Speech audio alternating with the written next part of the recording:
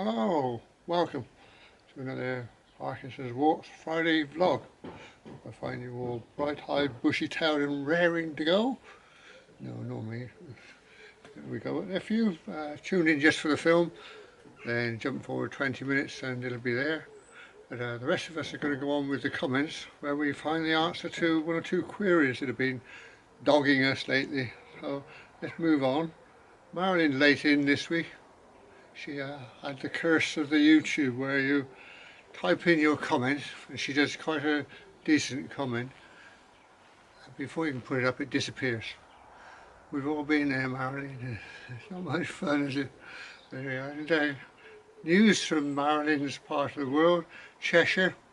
She's got herself a wheelie to aid with her mobility. So, if you're in that area, look out. You might want to invest in a pair of shin pads because I expect she'll be hurtling down the platform. Right, now, answering queries then. Let's get into the matters arising. I always want to call it any other business. You know, it's matters arising. And first we go to abandoned railways. Ron, he said, I used to keep diaries of works back in the day, and I still have a couple of them. Foss Cross is sited on Calmsden Manorland, and it was then them that called us in to fence and plant trees on site. Right, so Ron actually planted those trees right in there. Amazing. He said the second platform was grubbed out to enable more free planting. Otherwise there would have been a big hole with no trees. Do you remember that? We were all querying why you'd go to all the trouble to remove that centre platform. There's the answer. It's Ron that did it. Amazing. It's as close to where the old line crossed the A429. We planted rows of poplar trees on the side of an embankment. I remember carrying heavy bags of compost along the track bed to backfill the planting holes. No soil on a railway track. You know, it's true. You want soil, you got to carry it in yourself. Well done. Thanks for that, Ron. Brilliant stuff. The actual person that did it. Amazing. Lionel Mary. Ah, yeah. Lionel is just attempted to find the remains of Sutton Scotland Station in Hampshire. For anybody that knows it. Alas, everything's been built over by new houses. Ah, yeah. The scourge of the railways. Thank goodness for old pictures, he says. Yeah, that's true. James from Canada, our resident schoolmaster. Schoolmaster? Yeah, I'll do. Schoolmaster. He says, it's good to see you outside in studio 1, 2. He said, I can't keep track. It's not that difficult, James. I bought a new bike last week, he said, oh, look out. Using my work insurance plan that has what is called a lifestyle spending account. Wow. Wouldn't my wife like to get her hands on that? If I don't use it on something healthy each year, I lose it, and the insurance considers cycling a healthy pursuit. Apparently, it's a very light bike and a bit twitchy. And our neighbour's building something. Right, we'll get there. So James then is on a healthy bike, is he? The insurance company might well regret that move. Trev, Chedworth Tunnel. Talking of which, I can confirm that it had a very slight curve in it. There you are, from the master. When I made my visit some time ago, before it became virtually impossible to get there, you could easily see light right through to the southern portal. They bricked it up since then, yeah. As Trev says, I guess some sealing up has been done at that end. And I've never ventured down into very overgrown and steep cutting at the southern end. So I can't say what's been done there. Well, I've got news on the southern end later. Pete Payne. It's a lovely, that bridge, he says, was a lovely bit of work. Huge thing, wouldn't it? Absolutely massive. He says, luckily I have a GWR brick of that pinky colour they use. I wonder where that came from then, Pete. I think the company made bricks at Swindon. Well, I'm blown. Stay safe, he says. That's from Pete, Tanya and Sid the dog. Darren, Somerset man, walking. What a great fine Foss Cross station.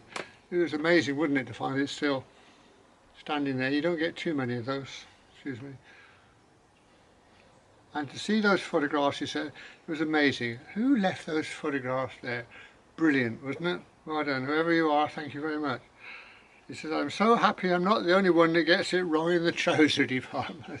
We were discussing this time of year and ploughing through nettles and brambles. When you have the shorts on, it's not the best pastime, is it? And a simple pair of trousers will sort the problem out for you. But, oh well, we'll learn one day, Darren. Ah, the hairy golfer. Ah, Simon. You say farmers don't invest in tarmac roads, he said. I must put you right, Ron, he says. A local farmer near me won £1 million on the lottery and celebrated by investing in 4 feet of new baling twine to hold his trousers up.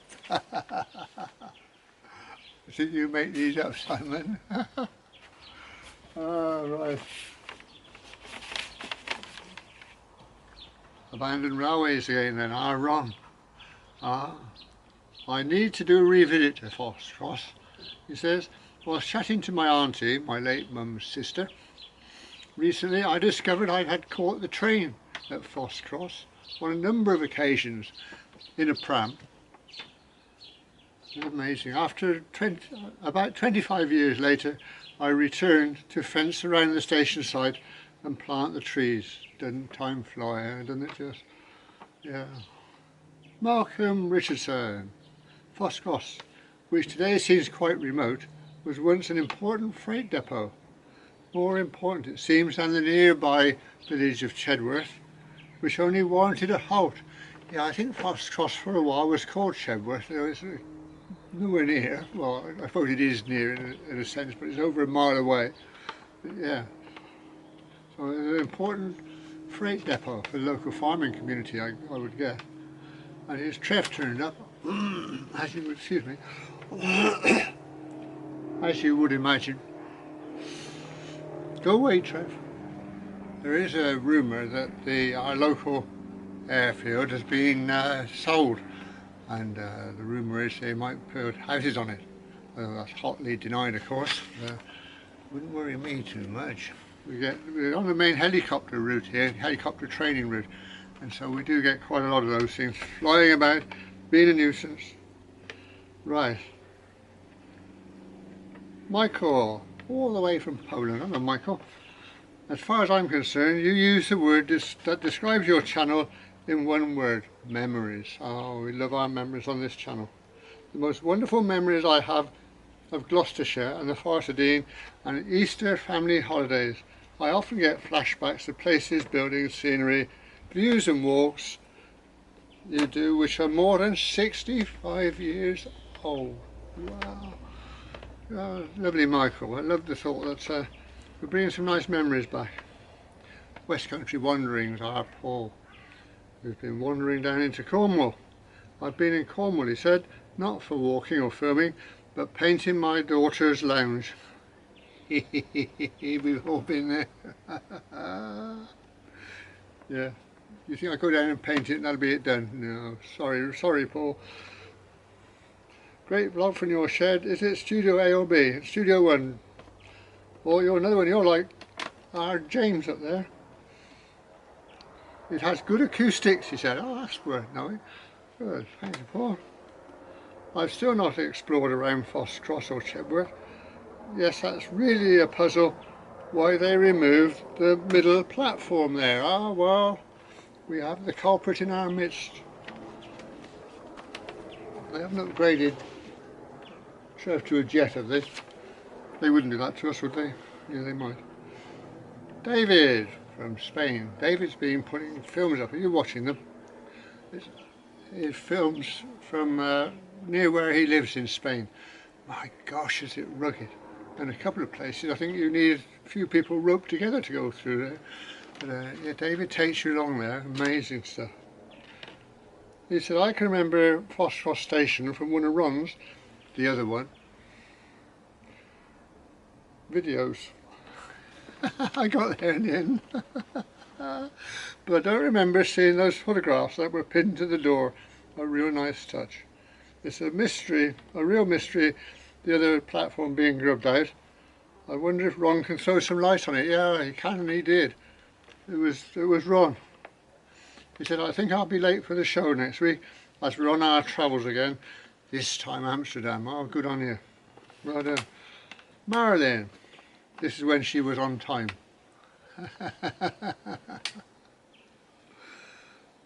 He said, I love your broadcast from Studio 1 this morning. Getting back to the light at the end of the tunnel. There's always that debate, wasn't there? Was that the southern portal you could see from the northern portal? Or was it an erroneous light? I got a slightly better picture I think I can put up for that. We will see. But Marilyn says, I think there's only one way to solve it. You need a valiant assistant. And a bit of short supply around here, Marilyn. Valiant assistants. To find and stand at the other end waving a torch. Yeah, that would do it. Any volunteers, she says. Hush. You can hear a pin drop. I love to hear from all the Parkinson Walks family, the comments, and it always makes me smile on a Friday morning. That's good to hear. So interesting to see Foss Cross station, along with regrets that I only missed it by about 3 years. Or I could have travelled back to Southampton along that route while I'm blowed. The old Midland South Western Junction Railway. On me. Those old photos, she says, gave us a taster of how it was. Brilliant, wasn't it? I've never known that before. So I've been out this week with my cousin who came to stay and took her to Rudyard Lake, which is only about a third full now because of the drought. So that's a bit of a pity. Right, now, last week's film was Cornwall. Went on holiday, packed our bucket of spade and shot off down to Cornwall. Jim Nichols, Jim from New Zealand,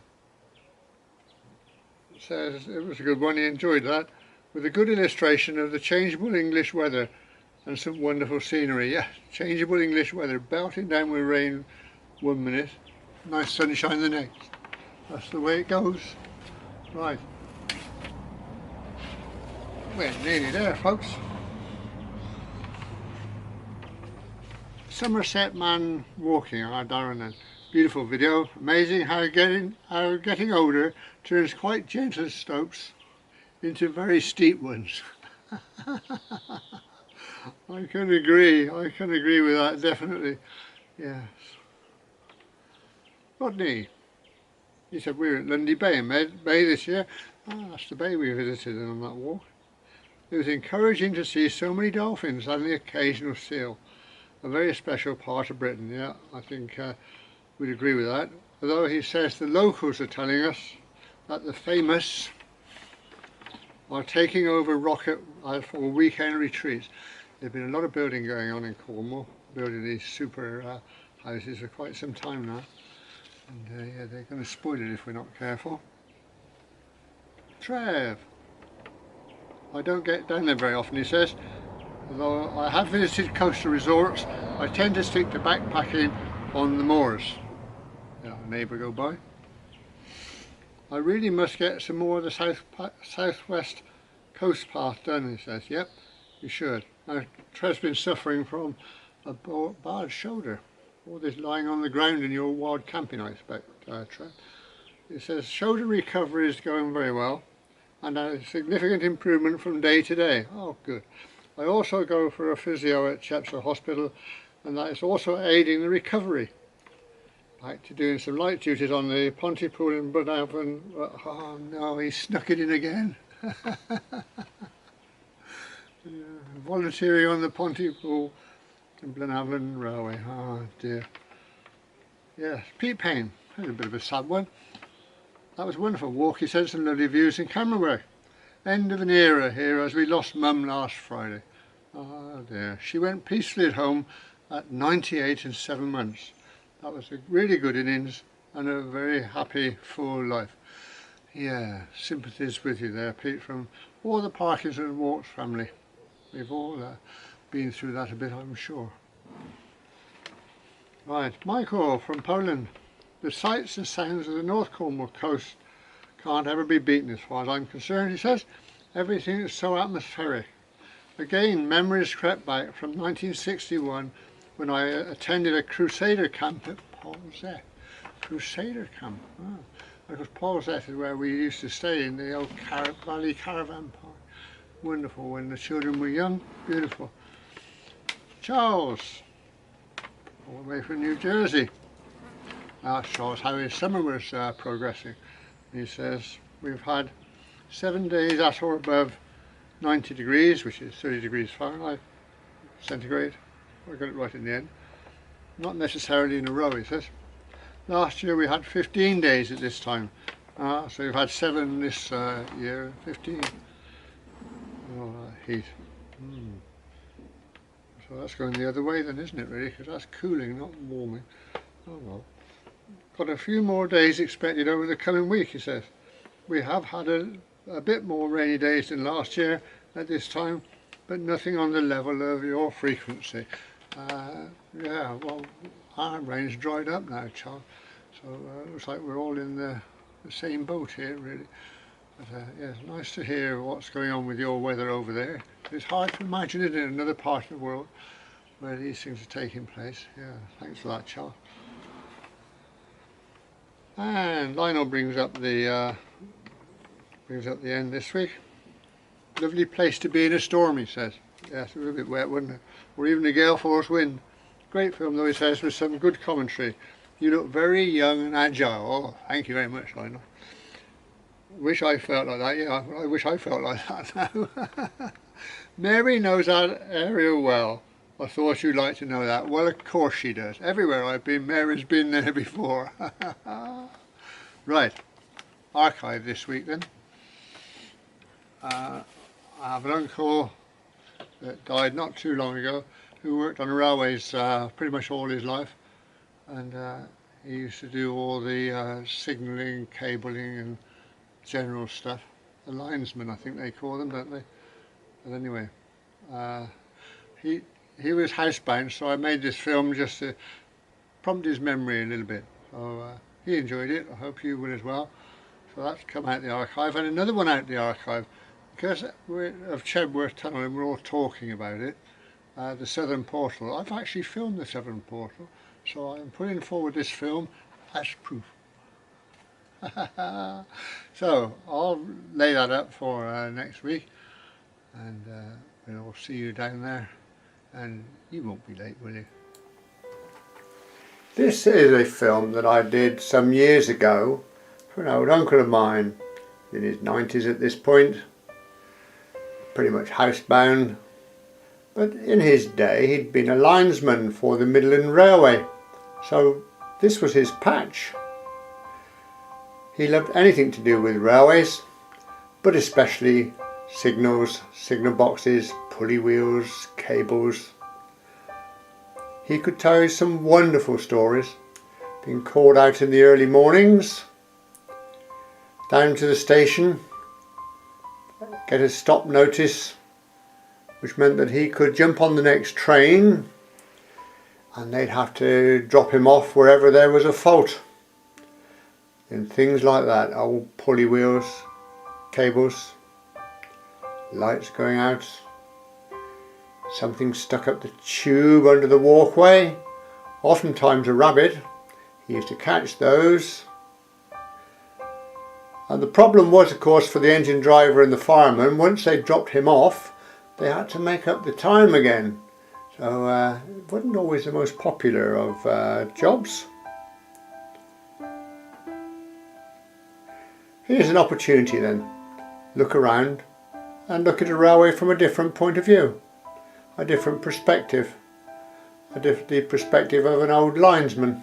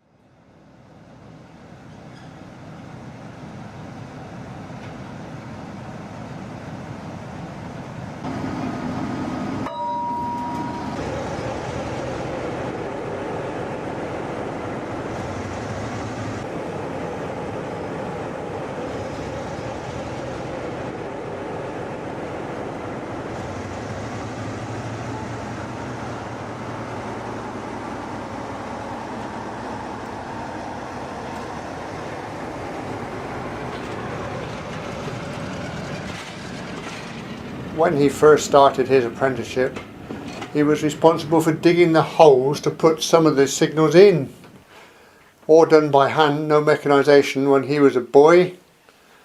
And so he would be there for days digging a dirty great big hole to put a signal in.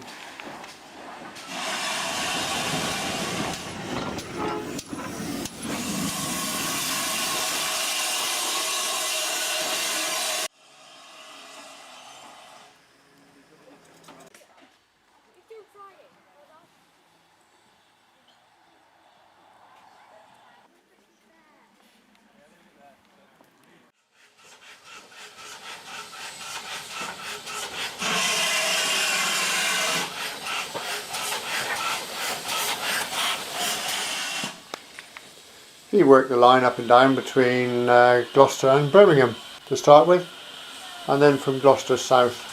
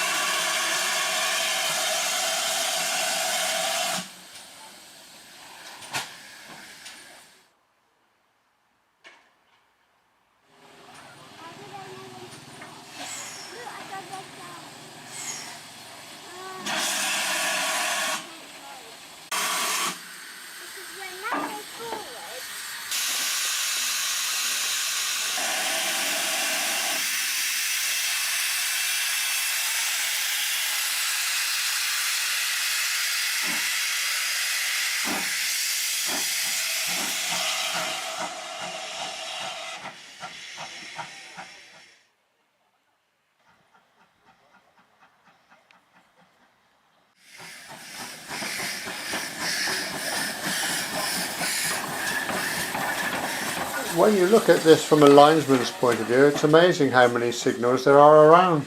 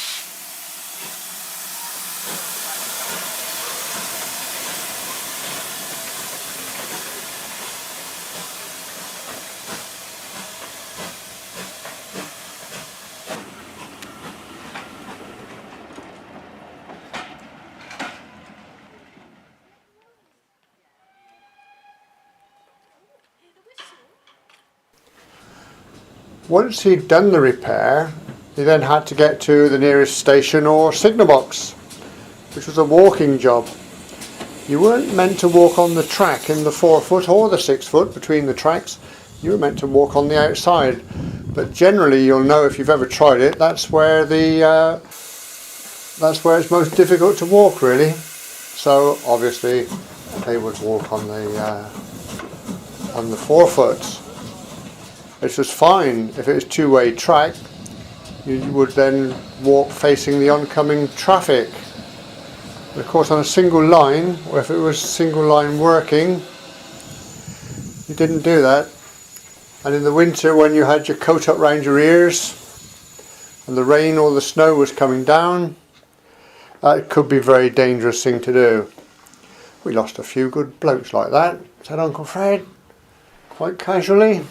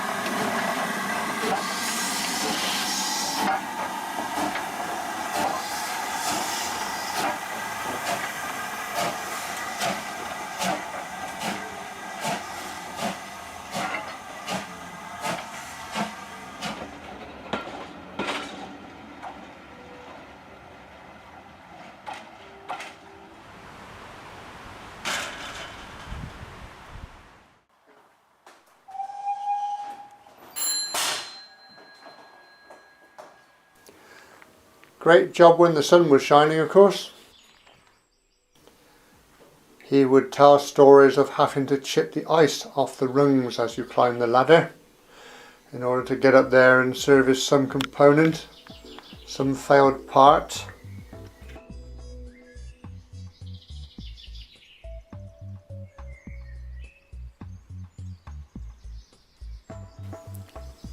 Look at these pulley wheels and you'll see they're dry.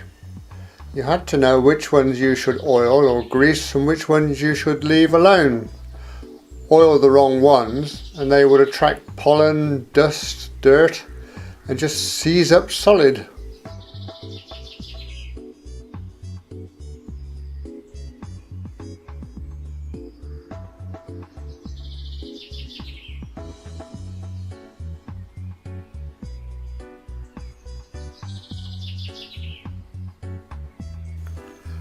Splicing a cable for a temporary repair was something of a black art, but it's one you had to learn if you were going to survive as a linesman.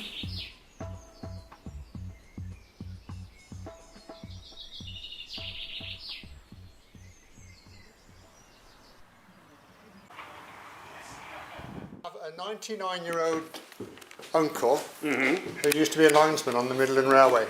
Scab. He's a Great Western man through and through. Well, that is greased, Yeah. but your point rollers and your actual rollers for the cable, the pulleys, they don't get lubricated.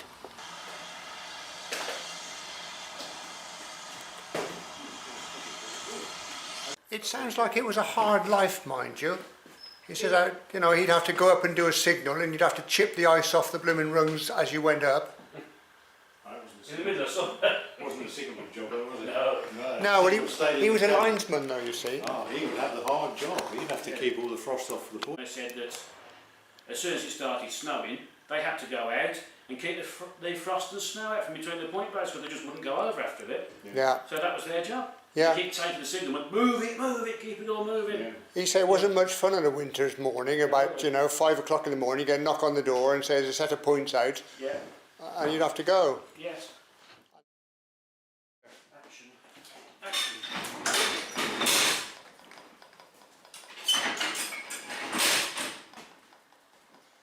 Right. That's ready for him to come in. Got that picture.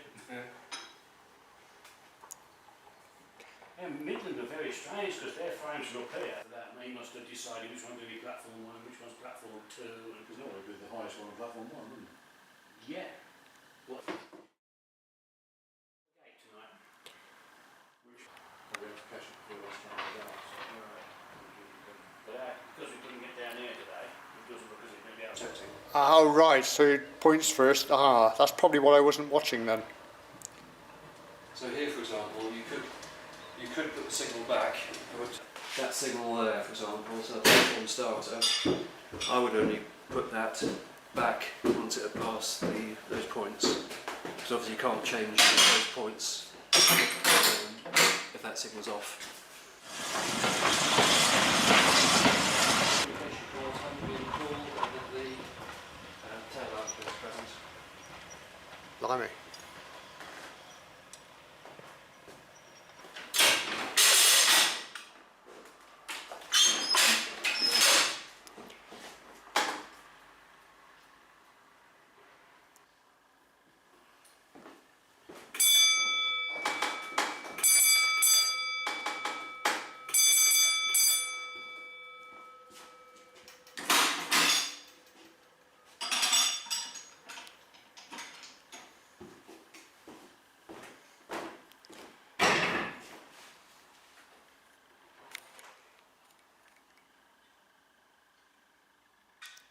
In fact, Midland put white collars on. Yeah. And then, Yeah, I tried those in between Cheltenham and Goldington, but today the section is between. Right.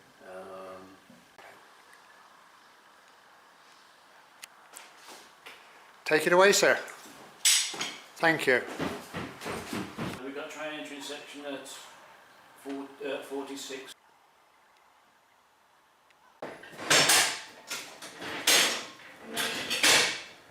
Oh, lovely.